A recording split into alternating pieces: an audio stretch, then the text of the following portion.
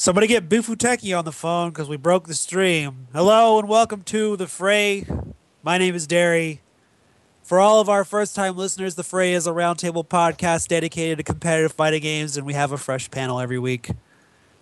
Our first guest tonight, you guys know him as one of the primary organizers behind the Evolution Championship Series and one of the masterminds behind Shoryuken.com. Our first mission You is can follow him a on Twitter at twitter.com/evil Mr. Wizard. Not regular Mr. Wizard, just evil Mr. Wizard. How are you, Mr. Wizard? I am actually still sick from Evo itself, so. Oh wow, Yeah, super Ebola. I have a cough that won't go away, but other than that, I'm pretty well. That's tuberculosis. Cornerstone of the SoCal Tekken community, sneaker aficionado, world traveler, and community liaison for Mad Cats. You can follow him on Twitter at twitter.com/markman23. Good evening, Mark Julio. Hey, what's up, guys? How's He's it going? the ultra half of Ultra Chen. He's a professional lawyer. He's a slayer of vampires, and he's the pilot of the ship that made the Kessel run in less than 12 parsecs. It's twitter.com/ultra David. David Graham is on the program. Hey. Oh, right. And finally, Lord and Commander of the USS CPM, Paladin of Poverty, and not that terrible at fighting games in his off time, twitter.com/NYC Furby. It's Mr. Sand. Good. How you guys doing? That's good. All right. So, obviously, a lot of big time stuff happening in the FGC this week. I'm gonna go ahead and kick this one off by directing my first question to Mr. Wizard. Joey, you guys announced some new tournament standards this week, and it's the first time that as a community in 25 years that we've seen any sort of major initiative adopted wide scale. Well, honestly, we really haven't seen that many major standard rule changes like this, period, much less directed towards this specific thing. But for those at home who maybe missed the announcement on Monday or aren't really sure what's going on, could you lay out what's happening moving forward for Evolution and the Evo Championship Series qualifiers as far as the new rules against and targeted towards collusion are concerned? Well, over the weekend, we got together with the tournament organizers and we decided to all come together to adopt Evo's standard rule, which has been in effect for 10 years, that anytime you're underperforming or you're trying to manipulate the results of a tournament match, that you would end up being disqualified. And it's just to prevent bad stuff from happening and keep the integrity of the tournaments going at full speed. And we got pretty much all the big tournaments on board. I know there's probably still smaller events that want to get on board too, and we welcome it, but it just seemed like it needed to be a bigger change for the community as we were headed. So we got everyone together and everyone pretty much agreed to just adopt the Evo version of the rule. So we have Evo itself and all of its tournaments that serve as qualifiers, all the tournaments that feed into Evo, agreeing to the rule change. We also have iPlay Winner, Level Up, and Team Spooky all on board with the media initiative, which if you want to explain a little bit about that, it's Shoryuken and Event Hubs have agreed to a joint venture on that, Mr. Wizard? Yeah, so we basically decided that if you're going to collude and be a part of the shenanigans that no one really wants to see, that you will not be receiving media coverage from Event Hubs or Shoryuken.com as opposed to your tournament results or any kind of stories going forward. So we're taking this pretty seriously, and we hope that the community does as well. Mark, Mad Cats has put its name in there with the tournaments and the tournament organizers as a supporter of this initiative. Why do you personally feel like this sort of action is necessary at this point in time? It's something I'm really passionate about. One of the things that I've seen, and a lot of things happen, that it makes the tournaments and the events themselves look bad, and that's something that we don't want to happen, because we know a lot of people put a lot of time and work into these kind of things. So moving forward, I think one of the things that we want tournament organizers to do is to make sure that they actually police this kind of stuff. Because I mean, if it's always going to be bad, it's one of those things that we don't want to associate with it. And it sucks for us to say that, but no one wants to be part of a bad event. No one wants to be part of a blow up, pretty much. So one of the things is we want to work with organizers and support what the organizers are trying to do here, is trying to create a better standard for the fighting game community in general. That being said, anything that happens, if just like if they don't agree to the policy that's been laid out, we won't sponsor the event. Pretty much. That's just the Cliff's Notes version of it. So we have a three-pronged initiative here where we've got the tournament organizers agreeing to take a hard stance on policing collusion, and that tournament organizers will cease to receive the support of major tournaments like Evolution if they don't. We have the media initiative through streaming outfits, the three major streaming outfits plus SRK and Event Hub, so the two biggest fighting game sites and the three biggest streaming outfits. And then we have, arguably, well, not arguably, inarguably the biggest sponsor of fighting game events moving forward, also signing on. I want to direct this next question to Arturo. Why don't you explain in plain terms what happens in a stream sense when you have a match? When you have a match on stream and it's obvious that two players are colluding, just tell everybody at home what you see as far as numbers go. Well, I think I can take the perspective of it from, not so much a tournament running standpoint, because I don't exactly make the big events, but I do come from a player's perspective and I come from a streamer's perspective.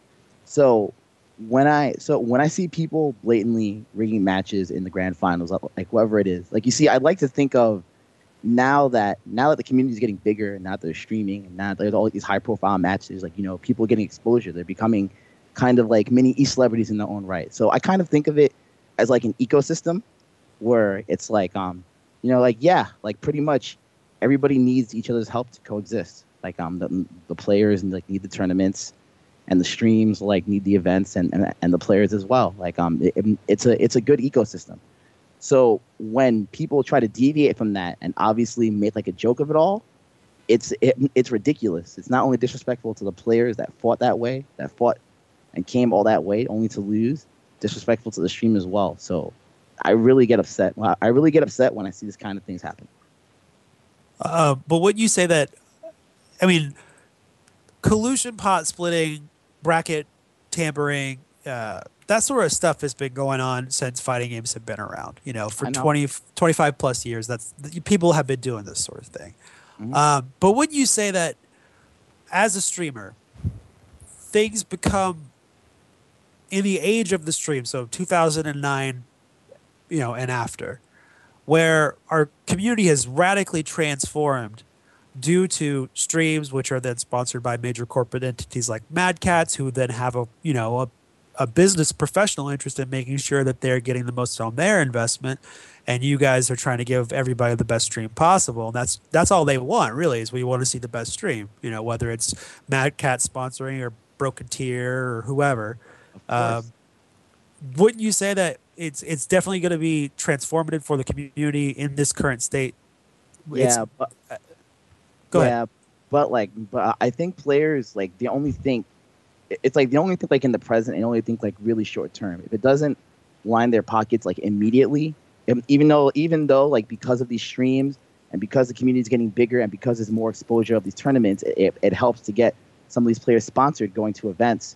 If they don't really see that part of it, they just see it as a tournament where it's not a show, and they don't care as long as they get to grand finals. But I would think that as a player that's sponsored, that has one of the few premier sponsors in the FGC, why would you do something to mess that up and hurt the stream numbers? That's only going to hurt everybody else. That's how I see it. Now, Mr. Wizard, how do you respond to criticisms that have been leveled in your direction since Monday by people who say that this sort of initiative is not player friendly? I'm not saying I agree or disagree with what these people are saying, but they have criticisms of their own, saying that this is not a player friendly initiative, and that you guys are unfairly targeting the community of players. How do you respond to people who level that sort of criticism towards you? I don't really think it's. I mean, to be fair, the tournament organizers came together and adopted this rule. It wasn't like we were dictating rules to begin with, and so when they come and say, "Hey, it's not in the player's interest," I mean, it's also like you can kind of equate it to like the cocaine scandal in Major League Baseball, or not the cocaine, the Black Sox? no, the doping scandal in baseball, where it's like these players know they're going to get caught, but then they're like, "Why are you trying to police us? We're trying to hide it." And it's like the same thing. It's like, why are you trying to be bad? And all we're asking you to do is play 100% of the time. No, we're not asking you to throw matches. We're not asking you to pick your only character. I mean, you can pick multiple different characters. We're not asking you to do that. We're asking you to just play your hardest and play it out. And it seems that this is not acceptable to some people, and I don't understand why. It's pretty radical. David is a longtime player, as a guy who, you're pretty much friends with everybody. You know a lot of these players personally, a lot of the players that are in question. Uh, would you agree that there's a general sense of confusion as to how people could make the assumption that this sort of change is anti-player? I definitely understand some of the players' thoughts about it. I would be annoyed if I were to play a tournament match and if I had some wonky character idea in my head and I went up there and picked whatever weird character. I don't want people to be suspicious about that. I think that that would suck. So I certainly understand that. On the other hand, it's suspicious for a reason, and that reason is that people have often enough in this year picked obviously not their real teams and obviously not played well. So that it's not like there's no reason for this suspicion. It's unfortunate, but that's how it is now. Certain players have, in particular, made that bed, and they've forced all of the players to sleep in it, which I think really sucks. But I think that a lot of the players don't. It's not just that they are short-sighted or that they're only playing for today. I think it's also that they are not aware of a lot of the other stuff going on. To them, they show up to an event and they play it, and then that's it. And all the things that went into it, the organizing of the tournament and the planning, the organizing of the stream, the planning of the stream, all the technical stuff that goes into it. The fact that I'll spend 12 hours commentating on a muffin that I had in the morning and nothing else. I mean, there's a lot of stuff that goes into it, but they don't have to deal with that stuff, and they don't see it, and they don't see the deals that people are making, the sponsorship deals, the advertising. That to them is all just something that happens relatively in a vacuum. So I think that they just don't consider it because they haven't been forced to ever before. But now I think that they have to. I think they have to start thinking about this. I think I really like how Art put it, that it's a whole ecosystem. I think that's pretty accurate. How do you feel as a commentator when you are thinking about the possibility of being the guy in the booth for a grand final of even just a weekly, or not even mentioning just a grand final for a major, but Matt, being. Go ahead. Honestly, the weekly thing doesn't bug me too much. If somebody wants to goof off in a weekly in a local, it doesn't bother me too much. Although I certainly understand why it would bother other people. When it comes to because that is there are sometimes where the commentator, I treat weeklies and locals a little bit differently too. I treat it a little bit more casually. I can make different jokes. I can go more off color. It's fun, and I think that's okay. But the majors thing is a totally different story. I mean, I try to take it seriously. I try to go to sleep at a reasonable time and be awake.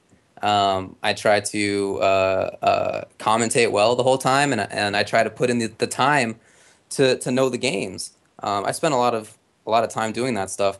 And when it comes to the actual tournament day, like I said, I can totally spend 12 hours commentating, and I'm expected to be professional at a major, and I should be. But that's everybody's expectation, and I think you saw that at Texas Showdown. People expected that even though the grand finals was nonsense, that I would continue to be professional, and I think James felt that pressure, and he did that. But screw that. If the players are not taking it seriously, then I don't see why I should have to take it seriously either. I want to take it seriously, but if they're not going to do it, then screw it. I don't know why I'm even bothering at that stage. I'll sit there and eat pizza, or I'll rip on them, or whatever, because it's not worth my time. I had a similar when we were going into NCR this year. I had told Chris and offcast. I said, if it happens on my watch, I'm gonna put these guys on blast while it's going on. I'm not gonna commentate the match. I'm just gonna mock them. Oh yeah, and when Texas Showdown happened, and looking back at that footage, I wish that I had been more of an asshole than I was. I think that I was not enough of a douche. So, Mark, David talks about the amount of work it goes into being a part of the production, the overall production, from the TO standpoint, the stream standpoint, being there as a vendor. I know that's stressful as well. Will you see this sort of thing happening so publicly, and it seems like it's starting to happen with a little bit more, at least I don't want to say more often, but definitely more often in high profile situations. And yet, so far, we've kind of appealed to everyone's basic decency, and we've talked to some of the sponsor representation, and we've said, hey, can we get somebody in line to get this taken care of, or will you guys just chill out? And no one really seems to want to do anything about it, and nothing changes. Is that all?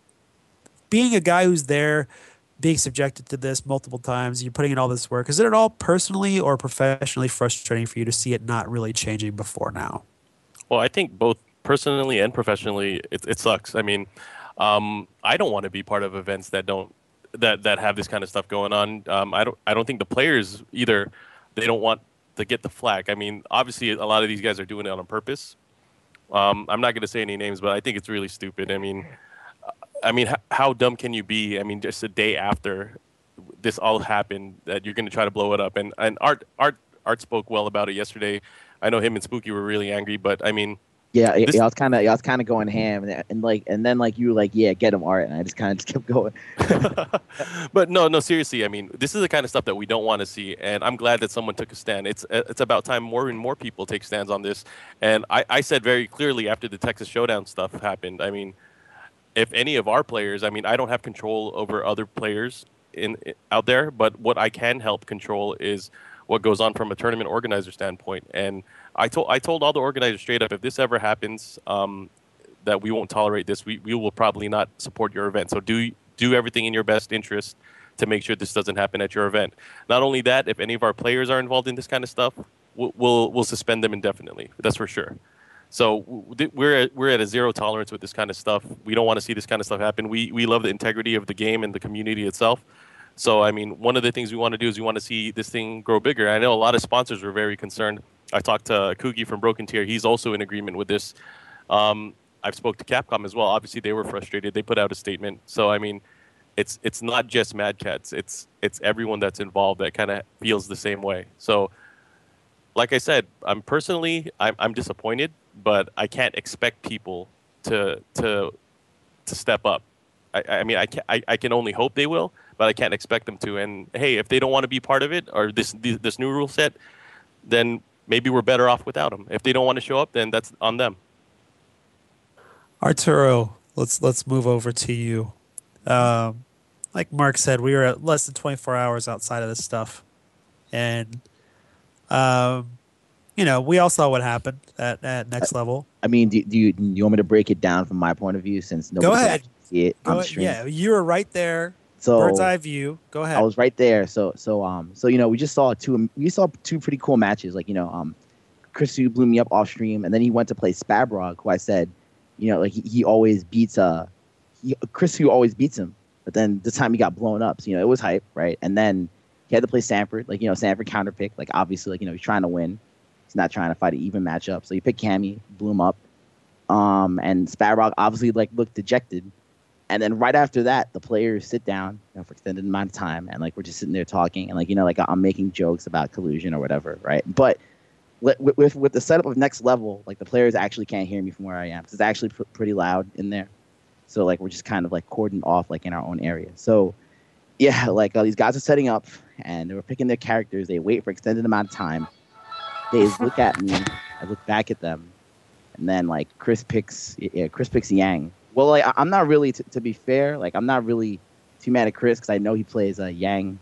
Like I've seen him play Yang in tournaments all the time, and like I know about Chris's random characters, so that's like whatever, right?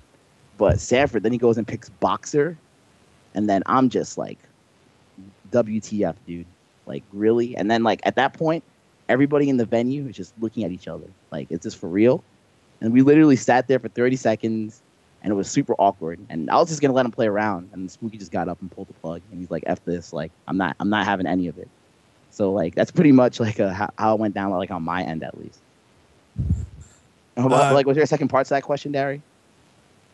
No, that's actually you got it covered it pretty good. David talked earlier about not being so aggravated by this sort of behavior at weeklies because I mean like you hear people's criticisms of a major initiative to try and curb pot splitting and collusion. And people say things like, well, I guess there's no fun in the FGC anymore. Can't pick a wonky character at, a weekly anymore. And, we can have that conversation. But you saw, I mean, like, there are people saying that there were, these guys picked goofy characters and then looked at you two in the booth and started laughing. Do you feel as if what happened at Next Level was basically two guys trying to give a middle finger to a policy they didn't necessarily agree with? Arturo. Is that for me? Oh, okay. I'm sorry. Can you repeat the second half? It cut off. I couldn't hear. I was just saying, do you feel as if what happened at Next Level was kind of two guys who didn't necessarily agree with the public decision, trying to give the finger to what was going on? Like, I don't really think it was that. Like, I mean, I don't think the players are malicious or anything. Like, like, I was mad last night. Like I said a lot of stuff. Everybody was just like a tension. It was a really like tense moment because like obviously. Like I'm gonna look at it from the side of like the venue and the players and like the stream. So the venue, like obviously, Henry obviously is not gonna condone any collusion, right? But at the same time, these guys are here every week, playing every week, and he wants them to come back, obviously, because like venue fees at the venue, keeping Next Level open and whatnot. So it's like he's kind of like in an awkward position from the jump, and the players, I don't really think that like they're out to like.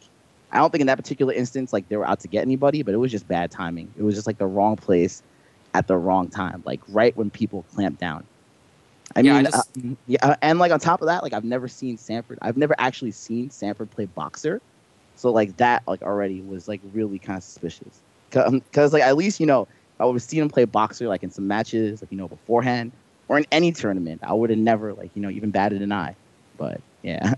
Yeah, I just want to say that even though in normal circumstances I'm more okay with somebody screwing around in a weekly, you can't do it at this time. You have to understand the situation that you're in and what everybody's thinking about and how angry everybody is.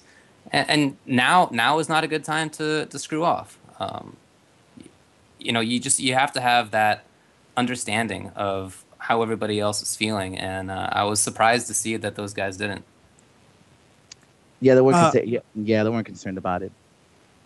I don't think they're really concerned about it. But then it becomes poisonous because then it becomes like a downward spiral of like, hey, like everybody's out to get me. When I don't really think it's like that. I think everybody just wants to play matches. I mean, one thing I would like to see going forward is that there's like more clarity on the collusion rules as a whole. Because I mean, I can kind of see where the players are coming from, like talking about how it's guilty before proven innocent because there's no. There is clarity, but this is kind of like a knee-jerk reaction to kind of like fix the problem or like dissuade it. But like hopefully going forward, like it can be like a little bit more clear for everybody's sake. Well, we have Mr. Wizard on the program. Wiz, do you want to maybe shed some light on what you guys are looking for as far as like warning signs or what might spur you guys to action? Let's say you're watching a match unfold at Evo and you get this strong impression these guys are throwing it. What would push you to go ahead and make the call to disqualify someone? Well, the original rule, actually, we had simplified it, and the original rule said we would create a panel a panel of like a tournament organizer, a streamer, and like a community member who was like fluent in the game. And then they would basically discuss the match and how it went down and decide if they wanted to disqualify the person or not. But we're not looking for any kind of like wonky stuff. I mean, basically, if you can play a team or a character with skill and you know what you're doing and you're not dropping combos that are like beyond like beginner level, then that's fine. And the problem is the only time that we enforced it, the player in question didn't know any of the character's basic moves, and it was pretty crazy. And I mean, it's just blatant at that point. But if you can play an alternate character and you have skill and you're showing that you know the combos and you know how this character functions, there's no problem with it. And I think that's the big misconception with the rule in general, is that people, I can't play an alternate character, I can't try new stuff out. Sure, we want you to try new stuff out. Just have enough experience to like know the character and not try to do brand new stuff in a grand final situation. Like if you want to go to a weekly and just try out a new character that you've been messing around with, that's fine. Play him the whole tournament. Yeah, I was actually playing Martian Manhunter. He just came out. Right, yesterday. exactly. You go out, you want to try out a new character, you want to play it the whole tournament, and if you get to grand finals, great. Then you have a reason to play him. But going from, you say you play a character you've been playing like Scorpion all the way through to the grand finals, and you're like, I'm going to play Martian Manhunter, but I don't really know any combos, I'm just going to try them out. Then you have to wonder, is it collusion or not? So there's definitely, we're definitely open to fixing the rule to make it more cohesive and working what the players want, but we had just simplified it for now, and we hadn't seen a problem with it until the players had brought it up. But we're definitely open to changing the rule to what the community wants.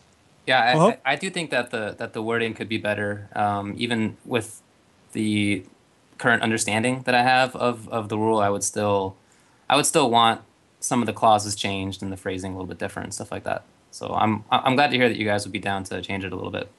Yeah, exactly. I mean, we're definitely open to making a rule that everyone wants to abide by and follow, and we're just out for the integrity of the events out there.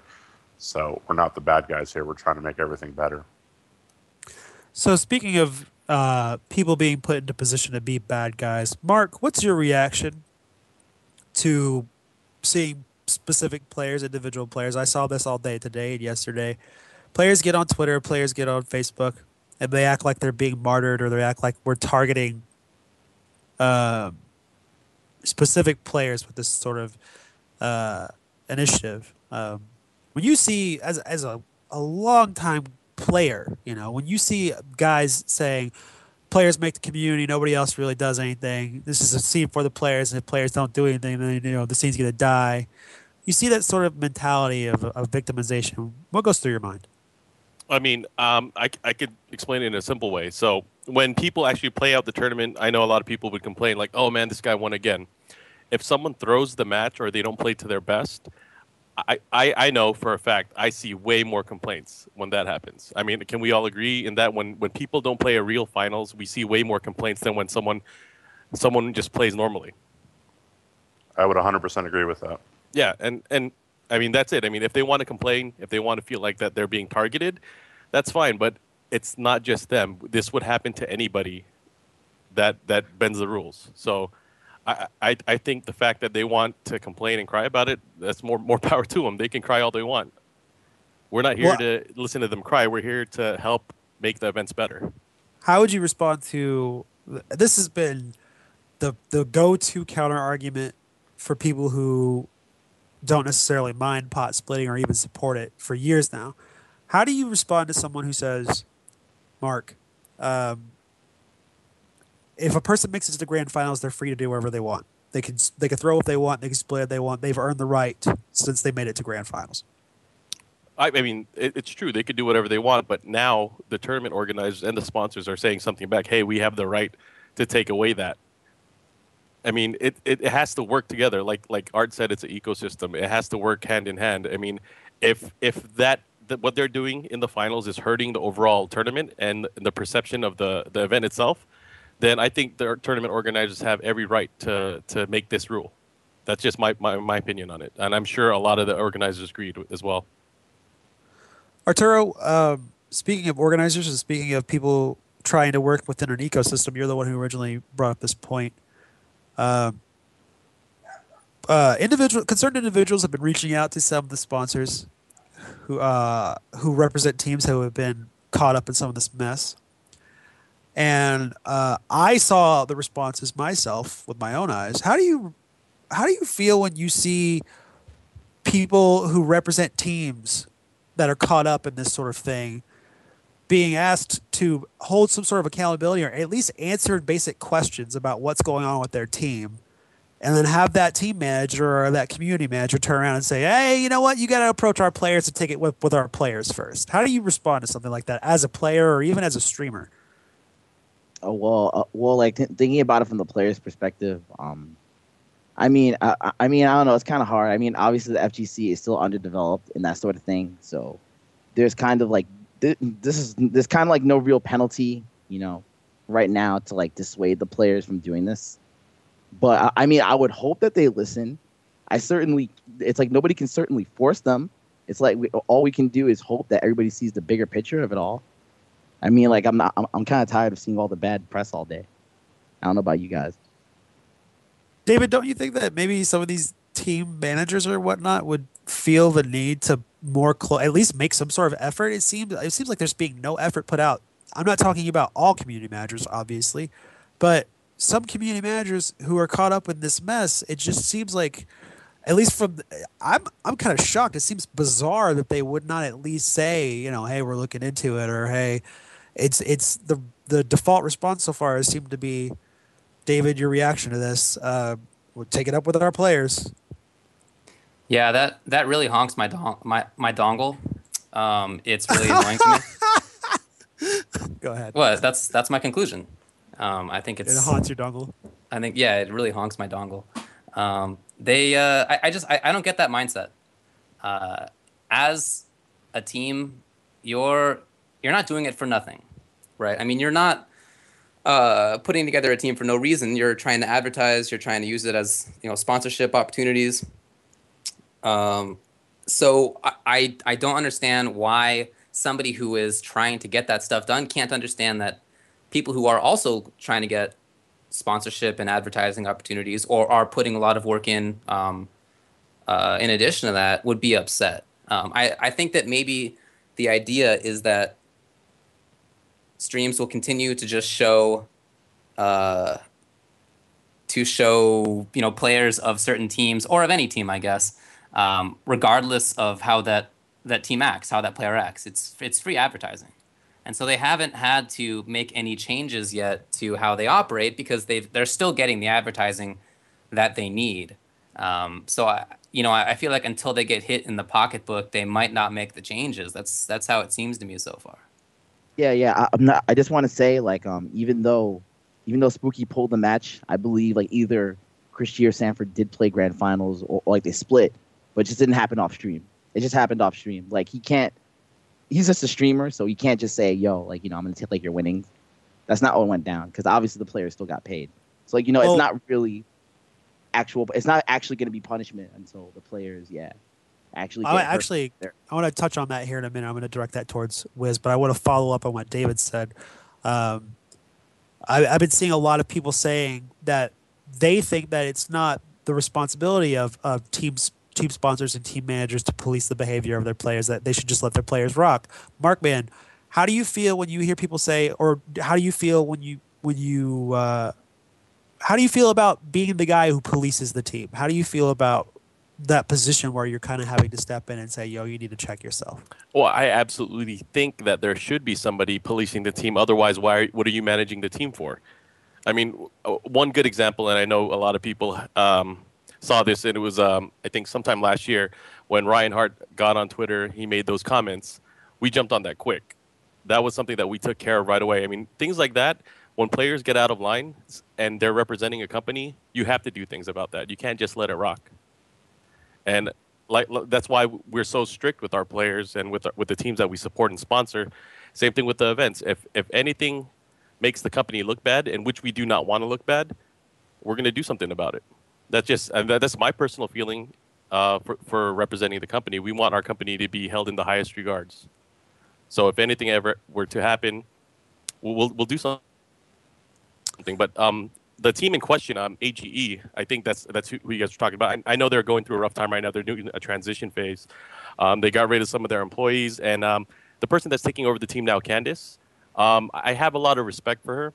She's new to this, so it's going to take some time for her to actually get involved. But I talked to her just today, actually, and she mentioned that she's really going to focus on the FGC and trying to help with more events and, of course, with their players. So there is going to definitely be some changes on their end, and I wanted to give her a lot of respect for being able to contact me and let me know that. So I do respect AGE and PDP and Candice, of course. So good luck to them. So I look forward to seeing what they'll be doing in the coming days and weeks. That's good. Maybe it's just a situation where she hasn't been able to get out in front of the message, and so far the dialogue has been set for her, which is unfortunate. But it's good to hear that she's going to be a little bit more proactive.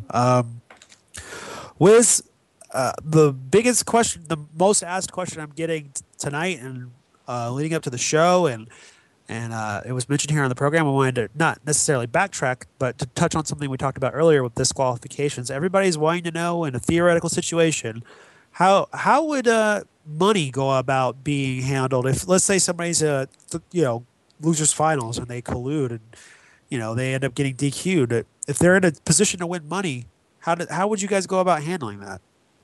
Well, as it stands now, the rule is pretty straightforward. You get disqualified, you lose all money involved, and you lose any titles that you may have acquired throughout the tournament. So if you got second place and you won X amount of dollars, we would take that away and you would forfeit and become last place in the tournament. And that's been standard for you guys for the last 10 years. Right, yeah, that part hasn't changed. And we've had 10 years of great hype and players that want to play to win, and we're grateful for that. But the rule's in place for examples, because if the rule is too easy on people, they're just going to break it anyway. And like if they were just going to be disqualified and maybe they didn't want to play the match in the first place, they would have taken the disqualification and took the money and ran. Like, it didn't really affect them. So by actually affecting their pocketbook and handling the actual placing of the tournament, then it's a pretty harsh sentence that you don't want to have happen to you, and therefore the deterrent is there to not collude. What ends up happening to that money? It's never happened, so I couldn't tell you. I mean, we'd obviously do something with it. We obviously wouldn't keep it. We'd give it out. Maybe just spike up the first place win, or if the next person down. Like I just want to chime. I've only seen collusion at a major happen once, but it was like when I was at MLG Dallas with the League of Legends players. The top two colluded by picking ARAM. I think in that situation, MLG gave the pot to the third and fourth place, the first and second. Right. Yeah. Right, and that's exactly what we would do. Like, we would just do the next person down or the highest up would get the bonus pot instead of giving it to the colluding players. And what would happen to? This is a really good question. I want to shout out this stream monster La Luditica. What would happen to TOs who agree to the rules in writing but let it happen at their tournament after they have agreed to the rule set?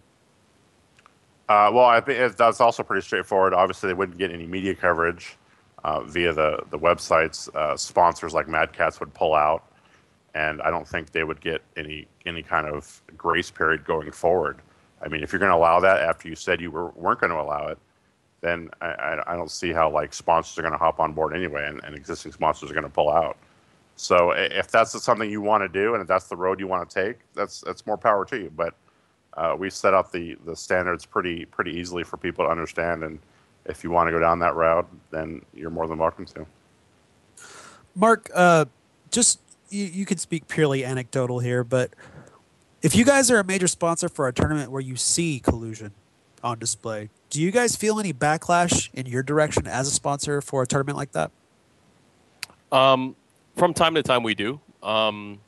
This past weekend, I mean, I'm just gonna be frank. I got a lot of shit on Twitter for supporting VXG, and what a lot of people don't understand is they weren't at the actual event, so they don't see all the good stuff that was going on. All they see is what they saw on stream, because that's the only visibility they have to it, and what the players were saying from the event.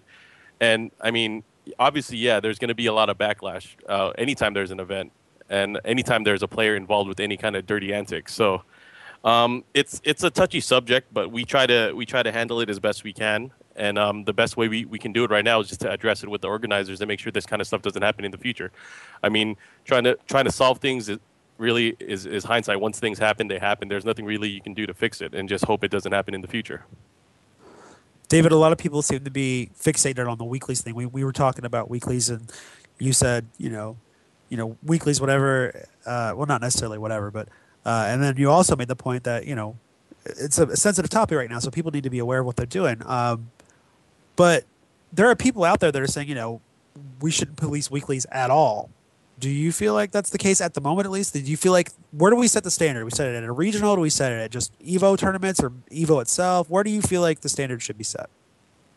Well, it's not. I mean, at the moment, the standard needs to be set at weeklies, just because we're in a particularly sensitive period of time.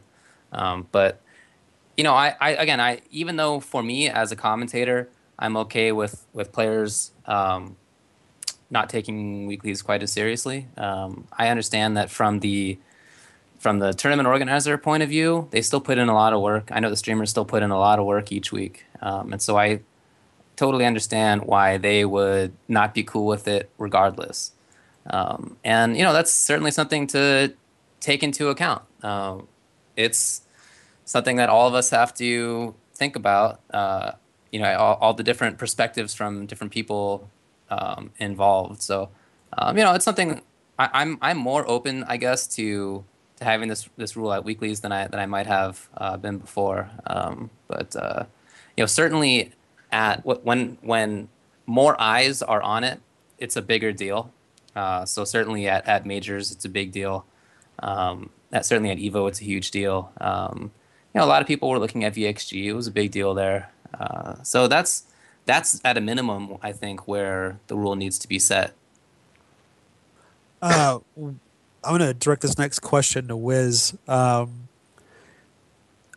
personally find it slightly ironic that there are certain players, and I can't really name names on this because there's a lot of them, who make very publicly they make it very public that they're dissatisfied with the level of money being offered by pots from tournaments in the fighting game community. They look at games like League of Legends and Dota 2. They look at MLG pots for various games, and they say, we should be making this much money. And they start pointing fingers at TOs. A couple months back, we had that asinine conversation where people were accusing TOs of making $30,000 profit on a tournament or whatever. So we have a situation where people are upset because they don't feel they're making enough money for winning. And you have spoken in the last couple of days about how you feel as if collusion would be a major dagger in the heart of the expansion of the community, which would allow it to then grow to the point where we could possibly offer these kinds of pots. How do you go ahead? You would be a guy who would have a little bit more insight into this than the rest of us. Tell the people listening just how dangerous you think collusion is as far as pot splitting and that sort of public, high-profile element of cheating, basically. Do you think that's just toxic and dangerous to the overall expansion of our hobby? It could even possibly set us back 5, 10, 15 years as far as where we're wanting to head in the future? I totally think so. I mean, all the companies want is marketing and branding. That's all they want, and that's where they'll put their money. And if you endanger that in any way, they're not going to put their money in there. And I've seen this time after time, and it's like with certain situations that happened last year, and it's these sponsors don't want to get involved because it's like, well, you've got some bad stuff going on, and people are foul-mouthed, and there's some sexual harassment going on, and it's just a bad look for us. And they're like, why would we get involved? And to get like big sponsors like Intel or Ford or something big, they have to have a clean image because their image is their everything. And if bad stuff happens, it's going to get out in the public eye, and it's getting it on news sites, and they're going to have to deal with bad PR for something that they weren't intending to do in the first place. So has it affected it so far? I think it has. I don't think we can get enough sponsors that would put random amounts of cash into the pots. And going forward, if it's just going to keep happening, there's going to be no money in it at all. And they're just basically shitting where they eat, and they shouldn't have to. And it's really sad that it's come to this. But if we can't act, if we can't have the players act professionally, then there's no way sponsors are going to get on board and just give out random boatloads of cash to people who are making them look bad overall. How do you respond to players who then we talk about players' crappy behavior affecting the overall tournament integrity. You know, how do you respond to a player that turns around and says, "Well, what about late bracket or what poorly run tournament or whatnot?" And they almost are bringing up these things as justification for pot splitting. How do you respond to people then making the criticisms about the overall quality of a tournament in regard to justifying pot splitting? I don't think there's any tournament organizer out there that wants to run a bad tournament. If there is, they're in the wrong business. These guys, they plan for months in advance. They dedicate like hours upon hours of the day to try to bring them the best tournament possible. And stuff happens all the time. I mean, stuff happens where you get set back an hour. I mean, there was stuff at Evo that obviously was a problem. We didn't load DLC properly, and it put the tournament back an hour. Sure, it was an oversight, and we fixed it the best we could, and we moved on. But yes, it caused it to be late, and it caused Evo to look bad. But I mean, you can only fix certain amount of things. Did I want that to happen up front? No. Did it happen anyway? Sure. But I mean, it's like, are you going to blame us for something like that? Like it was an oversight? Has that ever happened at Evo before? No, it hasn't. But it's like, all you could do is fix stuff and move on and make stuff better. And if you're just going to cry about tournament not running on time or not using electronic brackets over paper brackets or not having headsets at a station, you're just nitpicking at this point. Every tournament organizer wants to run the best tournament possible, and it's just that's just the way it is. And if you think it anywhere differently, then you're not thinking in the box. Mark, kind of backtracking a little bit, talking about the overall health of the fighting game community moving forward as in its ability to attract sponsors. Obviously, you represent a specific sponsor. You represent a corporate entity, but a lot of the work that you're doing right now kind of lays the groundwork for other sponsors to come in. Do you feel as if pot splitting is a major stumbling block for us being able to attract Dr. Pepper or companies like that to come in? It's one thing to have Mad Cats. You guys obviously have a specific interest in our community, considering you make peripherals for our community. But do you think pot splitting is, a major reason why a company like Gillette or Dr. Pepper might say, "Hey, well, you know what? We don't really want to be involved with this sort of stuff"? I mean, anything that can get in the media nowadays can have a negative effect on the perception of an event or the community itself. And one of the things that we saw with a lot of the things that happened over the course of the past few years, namely what happened at Cross Assault, it made us look really bad. I mean, that thing haunted us like forever. So I mean, there are things, especially when negative, that can come back and haunt us. And I know it's affected sponsorships or different companies from supporting events, because I mean, I get on a conference call sometimes. I talk to these guys and they're like, "Oh, how's it like supporting the fighting game event? We heard about this and that," and it's just a bad look overall. So it's really about educating others about the community and letting them know it's not all bad. I mean, obviously a lot of the bad stuff gets highlighted, but there's more good that we need to get out there, and we want to grow the community. So we have to really focus on just the good things. And one of the things that we're trying to do now is try to crack down on the bad things. So that's really all there is to it, from what I think. Arturo, you were a guy who was involved with MLG for a bit. Mm-hmm. Did you ever get a chance to talk to any of these guys and talk to them about, hey, how are you guys managing to attract, these guys, or how do you guys do what you do? Comparing the two scenes, I mean, MLG took a hard stance on League of Legends collusion. Oh, yeah. Well, I mean, go ahead. I mean, I guess it's like a different scene. I mean, like, when you go to an MLG event, it's pretty much like all business. It's very sanitized, like in terms of okay, like, you have the commentators. They'll be super professional. These guys will be set up like in booths, cut off from the rest of the crowd and whatnot. And it's like you'll have like a jib cam, like, blowing up like the entire stage of the arena and stuff like that. So I can totally understand like where the sponsor aspect of it comes from, where they're allowed to get more sponsors. Whereas like whereas like a fighting game tournament, it's a lot more grassroots. A lot of these tournaments have been around for a long time and started from arcades. I know I know NEC, which was pretty much started at University Pinball. Now it's like a huge event. Like Markman, the boys always come through to NEC. So I think it's just like a stark difference in how the scenes developed from their foundations. I guess that's the main difference that I see. Yeah, I don't really want our stuff to be like MLG still. I feel like MLG is too much of a show and not enough tournament. I want this Yeah, it's to definitely be, a different market. Definitely, yeah, for sure. I mean, like I want fighting game events to be primarily tournaments. Like that needs to be still the focus. But Yeah, I feel the that's same not to way. say that we can't make allowances for the fact that it's also a show. Frankly, I mean there's a stream. There are people watching live. Some of them are just spectators. They're not actually playing.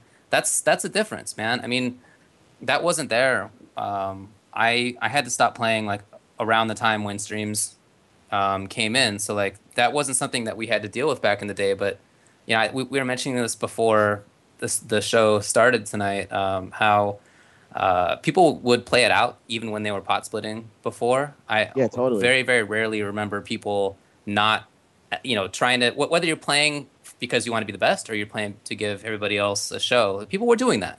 And ironically now, when it is in part a show because you have spectators and people watching from home, the players don't want to do that. So I don't know. I don't know why that change has come, but it's come at exactly the wrong time because now that stuff is necessary. It has to be, it's a tournament first, but it is a show second. Well, the final question here is going to go out to David. Would you agree with the assertion that, this sort of collusion, people not even really caring about the match, throwing it out? Would you agree that even beyond the show aspect of the production, that it just kind of damages the integrity of the tournament overall? Yeah, I mean it sucks. Like I would be pissed if I were a player who say somebody beats me and then they don't take things seriously the next match. That's disrespect to me. That bothers me. Yeah, And David also as a streamer. Now that I've been started streaming like some of the tournaments now like I totally understand like what they go through. And now when I'm streaming, sometimes I wish that I could actually be playing in the event. So now, if people get to the finals and like they stage it, as somebody that's been on that other side, that sat there for 12 hours doing a stream, I would be freaking pissed. yeah, Like sitting there for 12 hours just for these guys to blow it up. It's like, and then meanwhile, like, these guys, obviously a tournament is fun for them. I mean, like, especially weekly tournaments, because, it's like whatever. But for like most of these guys, like even for weekly tournaments, for the streamer, it's like a job. They don't want to sit there and get disrespected right. after like being there for like 8 hours. Yeah, like that's what I was talking about at the start. How it's not just the players who are involved in this; it's everybody, and a lot of the other people. Yeah, it's everybody. Have a lot of work. I mean, it's work to commentate, it's work to stream, Everybody. it's work to run a tournament, and I feel like maybe that is not hitting home. The fact that everybody needs each other to coexist. It's like people exactly. are thinking that the tournaments are gonna say like, "Raw, we hate the players," but no, it's man, actually like the exact opposite. Like, dude, even though I can't play now, I have a really hard time getting out of the player mindset. Like I know that I'm not, but I still feel like that, if that makes sense. I was so happy to play in Battle Circuit yesterday because that was the first time I was able to play in like 3 or 4. Playing is awesome, man. So I don't have any hate at all for them. I want them to do well. A lot of them are my friends, but I think that they have to recognize, and a lot of them I think have recognized that it's a whole ecosystem. I just feel like there are a few people who haven't yet. Yeah, like I'll agree with that. All right, and for that, we're gonna cut it off so that we don't run too far over the time slot afforded to avoid the puddle. Make sure you guys, after this show, flip on over to Eris' show over at twitch.tv/avoided the puddle. And I want to thank all of our guests tonight. Two of our two special guests, Mr. Wizard. You can follow on Twitter at twitter.com/Mr. Wizard. Evil Mr. Wizard. Oh my! I am the evil one. That's right. I pointed that out earlier, and I completely Illuminati. forgot. The head of the Illuminati. You can follow on twitter.com/evil Mr. Wizard. Mad Cat's own Markman and SDTekken.com's own Markman. You can follow at twitter.com/Markman23. And then you can also follow our other two guests and two of our favorites. You can follow David on twitter.com/ultradavid, and Honk it. Arturo's and haunt your dongles. And then you can follow Arturo at twitter.com/NYCFurby, and then Arturo, throw out that YouTube channel. Oh yeah, youtube.com/FTC7. And There. thanks to everybody for having me on the show. Mark and Joey, it's good to see you guys. Dari, thanks for hosting. For And sure. David. Oh yeah, and of course Chris. Shouts to Chris Seglia, always always behind the scenes.